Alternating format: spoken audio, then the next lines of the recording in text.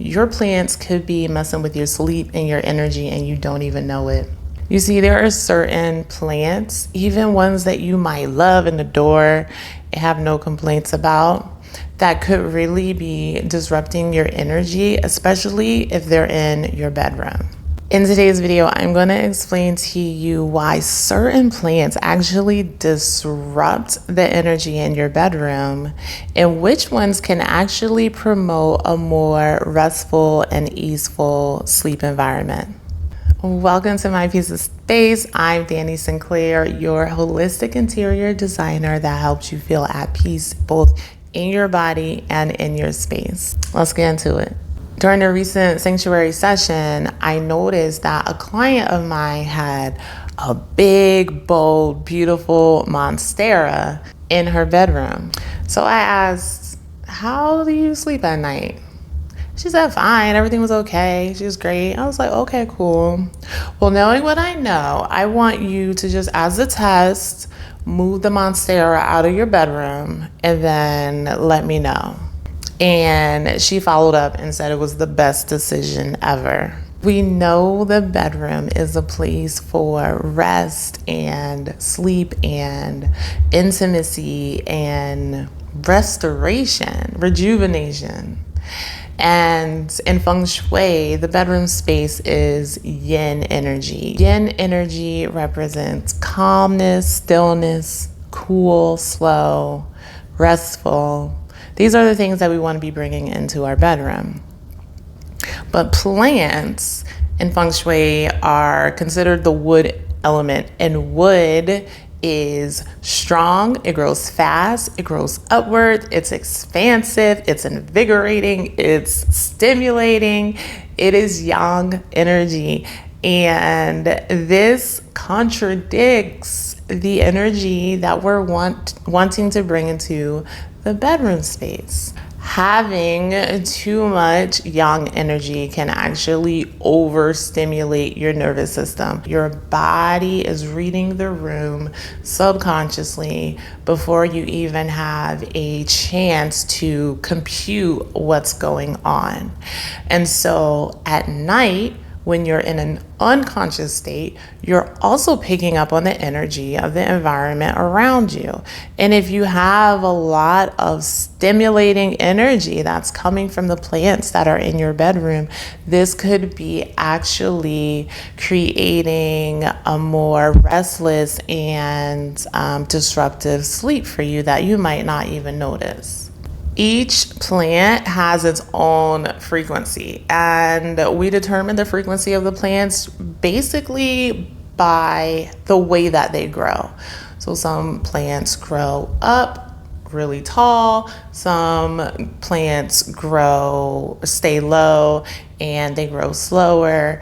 Some have round leaves, some have pointy leaves, some are more mossy, some are more spiky. All of these has an energetic frequency and an energetic vibration. And when you're mindful about what that plant is doing energetically, then you can attune the plant's energy to the energy of your space. So let's talk about a monstera. Big, bold, loud, beautiful. Monsteras take up a lot of space and they go every which way they want. They cannot be contained. If you know, you know. If you got one, I mean, they grow fast, they grow large. And this particular one that my client had was big. She was climbing all out of the pot. She was big back. She just had so much energy and was everly expansive and beautiful, but overbearing for that space that is not supposed to have that type of energy. It is supposed to be more restful. It is supposed to be more easeful. It is supposed to be more settling in a yin environment. A big yang energy monstera like that could be quite unsettling. And in addition to probably disrupting their sleep patterns in a way that they weren't noticing.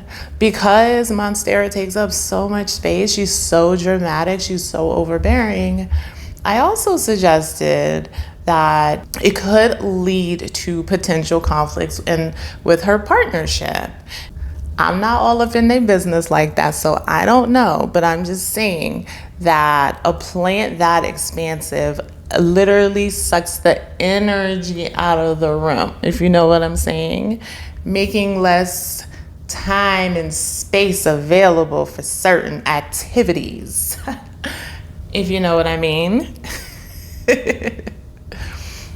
And I'm not saying this about this client at all. Like I said, I don't know their business, but this is potentially an issue that could occur because of the frequency that this plant is giving out.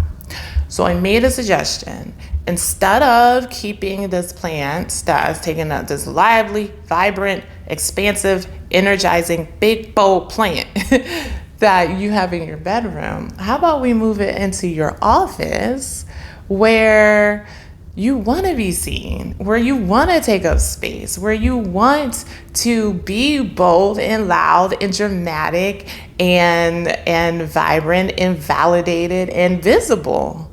So we shifted that, and she replaced it with a ZZ plant, which if you have watched my prior videos with the 5 Feng Shui plants that I recommend to all of my clients, you will know that the ZZ plant is a very stable, steady, and grounded energy plant. It is a much more soothing plant for the space. It is going to help calm the space. It is going to help subdue the space. It is going to add the proper energy that a bedroom needs instead of adding extra stimulation. And the result was the best decision that she'd made. Now, we didn't get into like the nitty gritty, but I can assume a couple things. Better sleep quality and better relationship and intimacy in the bedroom, all because of the plants. What plants would I say don't bring into your bedroom? Any of the tropicals. The tropical plants are plants that typically are faster growing, have the bigger, broader leaves, tend to grow more upward, tend to be more vining. These plants are amazing plants to have all around your house in any other location except for your bedroom, because they are so energizing and stimulating. So what do you say is like, well, I've had these plants in my bedroom and my sleep is fine. Yeah, like I'm sure you sleep fine, but could you sleep better? This client thought she was sleeping fine until she removed it and the sleep got better. So I'm just telling you what I know. You don't gotta do as I say. But I tell you what I do. I don't keep them in my bedroom personally, and this is because your bedroom needs more low, grounded, restful, subdued energy that is going to signal to your nervous system, hey, it's time to shut down, it's time to unwind, it is time to rest, and it's time to recharge. So let's get into what specific plants you should avoid in your bedroom. If you're ready to create a home that actually supports your peace and your energy, then book a sanctuary session with me. We uncover what's holding your space back and give you a direct plan so that you can shift it. You can also take my free quiz, the link is in the comments below, to see what your home is actually reflecting about you right now. Let's get back into it. What plants are we avoiding in the bedroom? Tropical plants, any plants that is growing tall, because taller growing plants represent more upward growth and movement.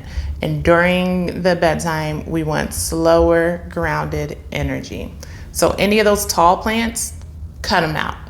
Also, pothos. Now this one might be a little mind-bending because you're thinking, well, they don't grow up, they grow down. They do, and they're trailing. Visually, they do have the downward growth going for them. Energetically, though, they move so much. Over the course of the day, the pothos will just, they travel with the light. They like to follow the pace of the light. You know, you might just be sitting down, all of a sudden you hear the plant flickering in the background. They move so much. So this constant movement within that plant specifically is just a lot. It's too much. These plants I love having in high energy places because they do trail and they do subdue energy, which you do kind of want in the bedroom, except for that movement. So I like having those in living rooms and in dining rooms and kitchens where there is a lot of energy that you want to sort of temper a little bit, but they can still tolerate a lot of that movement. Any spiky leaf plants have sharp chi. Sharp chi is really cutting, is really abrasive, and it's not the type of energy that you want to have in your bedroom where you just want things to be more smooth and sensual. So now that we know what not to do, what can we do? Plants that I love recommending for the bedroom, my top plants, ZZ plant. It is very grounded. It is very soothing.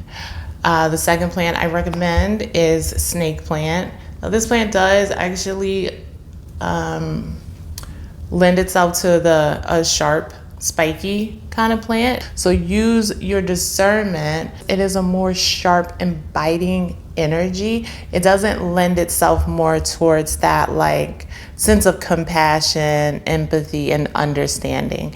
It lends itself more to like more sharp and abrasive.